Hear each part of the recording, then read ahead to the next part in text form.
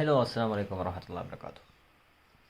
अच्छा, टुडे हम बात करेंगे जेएस बैंक की कि जेएस बैंक पे आप अपना क्रेडिट कार्ड के कैसे ऑर्डर कर सकते हैं। ठीक है, अपने क्रेडिट कार्ड को कैसे आप ऑर्डर कर सकते हैं। मतलब ये हमारे पास एक क्रेडिट कार्ड है, अब मैं आपको दिखाना चाहता हूँ कि ये मेरे पास एक क्रेडिट कार्ड है। ठीक है, और इसको मैं ऑर्डर करना चाहता हूँ। ठीक है, ये क्रेडिट कार्ड आप यूज़ कर सकते हैं कहीं भी, जैसे कि आप इंटरनेशनल ट्रांजेक्शन करना चाहते हैं तो उधर भी आप इसे यूज़ कर सकते हैं। और अगर आप इस पे पेमेंट निकलवाना चाहते हैं एटीएम वगैरह से, तो आप यहाँ से भी इससे पेमेंट वगैरह निकलवा सकते हैं। ठीक है, तो ये एक बेस्ट है, आप इसको यूज़ करना चाहें तो बेस्ट है।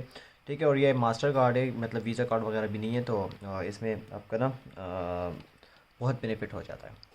मास्टर कार्ड जो होता है उस पर ट्रांजेक्शन की जो कटिंग होती है, जो कटौती होती है, जिस पे टैक्सेस होते हैं तकरीबन फिर 12% उस पर टैक्सेस होते हैं। ठीक है, और जो मास्टर कार्ड होती है ऑल ओवर वर्ल्ड, जिस यहाँ पर भी मास्टर कार्ड्स होती है ना, उसकी जो पेमेंट्स होती है, उस पर जो पेमेंट्स कटौती होती है वो नील होती है। क्या ज़्यादा से ज़्यादा वो 23 रुपीज़, पाकिस्तानी 23 रुपीज़, और यूएस स्टेट में 0.10 सेंट्स।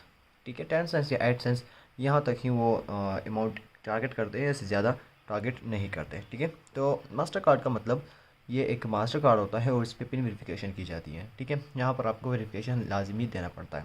और इसकी सबसे बेस्ट ऑप्शन ये है कि अगर आप कोई इंटरनेशनल ट्रांजेक्शन करना चाहते हो, ठीक है, और ट्रांजेक्शन करते वक्त आपसे ये 3D थ्रेशोल्ड मांगता है। 3D थ्रेशोल्ड उसे कहते हैं जिस यहाँ पर आप पेमेंट को करना चाहते हो, जहाँ पर आप कार्ड को अटैच करना चाहते हो, उधर आपको इस कार्ड से जब पेमेंट करना चाहते हो तो ये कार्ड जिस नंबर पे रजिस्टर्ड होगा उस नंबर पर ये एक ओटीपी भेजेगा, और वो ओटीपी आपने वहाँ पर अटैच करना है, तो ही ये यहाँ से आपका पेमेंट रिसीव होगा, अदरवाइज़ नहीं होगा। ठीक है, तो ये एक सिक्योर मेथड है।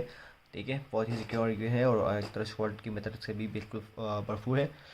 इसके अलावा इसकी बहुत सारी फ़ायदे हैं। अगर ये एक मिनी बैंक से मैंने उसका ऑर्डर किया हुआ है। अगर आप बेसिक प्लान से भी ऑर्डर करना चाहें तो आप ऑर्डर कर सकते हैं।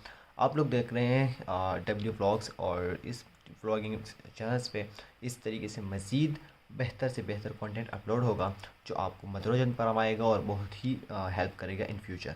ठीक है, तो अभी तो मैंने आपको जेएस बैंक का प्रोसेस समझाया कि इसके बेनिफिट्स क्या होते हैं। अब इसको आप ऑर्डर कैसे कर सकते हैं। ठीक है, ऑर्डर करने के लिए आपको इसकी साइट पे विज़िट करना पड़ेगा, वहाँ पर आपको डॉक्यूमेंटेशन देनी पड़ती है। डॉक्यूमेंटेशन क्या होती है? डॉक्यूमेंटेशन वो होती है कि आपने उधर तकरीबन एक फॉर्म होता है, फॉर्म आपको फिल करना होता है। ठीक है ना, अब यह फॉर्म होता है, फॉर्म में आपको फुल नेम देना पड़ता है, मतलब what is your full name, या आपसे पूछा जाता है कि first name and second name. ठीक है ना, फर्स्ट नेम डालना है एंड लास्ट नेम डालना है। मिड अगर आपका हो तो डाल दो, अगर मिड नहीं है तो ज़रूरी नहीं है, वो ऑप्शनल होता है, वो आप स्किप भी कर सकते हो।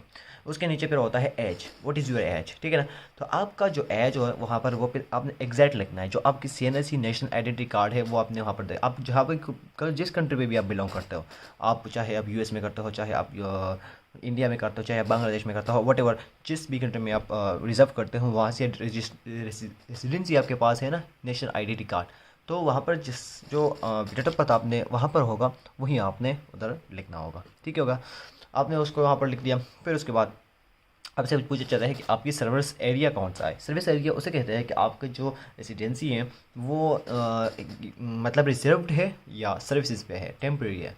टेम्प्रेरी सर्विसेज का मतलब यह है कि मतलब मैं इधर पाकिस्तान में पैदा हुआ, पाकिस्तान के इस्लामाबाद के एक एरिया में मैं पैदा हुआ, और वहाँ से फिर मैंने शिफ्टिंग की है लाहौर में। ठीक है, तो जो लाहौर होगा वो मेरी सर्विस रेसिडेंसी टेम्प्रेरी होगा। ठीक है, और जो रेसिडेंसी परमानेंटली होगा वो होगा मेरा इस्लामाबाद। ठीक हो गया, तो ये दो मेन वजूहत है जो आपको आपसे पूछी जाती है। तो फर्स्ट ऑफ वन आपका जैसे ही मिसाल के तौर पर आपने वहाँ पर फिलिंग करनी है, तो फिलिंग करने के वक्त आपने जो डेट ऑफ बर्थ डालना है, जो रेसिडेंसी बर्थ डालना है, ठीक है, सर्विस रेसिडेंसी, तो वो आपने वही सेम रेसिडेंसी डालनी है जो आपका हकीकी होगा, वो डाल देना है। और फिर उसके बाद आपको कुछ डिस्क्रिप्शंस आपसे पूछा जाता है, वो आपने अच्छा फादर नेम और रेसिडेंसी में अपने बहुत ही ध्यान रखना है, क्योंकि अगर वो आपसे छूट गया तो इंटरनेशनल की जो ट्रांजेक्शन्स होती है वो आपको विलिट नहीं करने देगी। ठीक है ना, उसमें दो किस्म के कार्ड्स होते हैं, एक होता है वर्चुअल कार्ड, एक होता है फिजिकल कार्ड। फिजिकल कार्ड तो मैंने आपको दिखा दिया, और वर्चुअल कार्ड जो है वो भी वहाँ पर अवेलेबल होता है। वर्चुअल कार्ड में आपको पेमेंट विड्रॉ खुद करना है, डिपॉजिट खुद करना है। और जो फिजिकल कार्ड होती है उसमें जो आपके बैंक में जो अमाउंट पड़ी होती है वही अमाउंट डिस्पैच होती है। ठीक है ना, तो उम्मीद करता हूँ कि जो आज की वीडियोस मैंने आपको समझा दिया है काफ़ी हद तक, तो ये आपसे आपको फ्यूचर में हेल्प करेगी इंशाल्लाह। और ऐसे मज़ीद वीडियोस, अच्छी अच्छी वीडियोस और नॉलेजेबल वीडियोस के लिए हमारे चैनल को फॉलो एंड सब्सक्राइब करना मत भूलिएगा। और अपना बहुत सारा ख्याल रखिए। खुदा हाफिज़।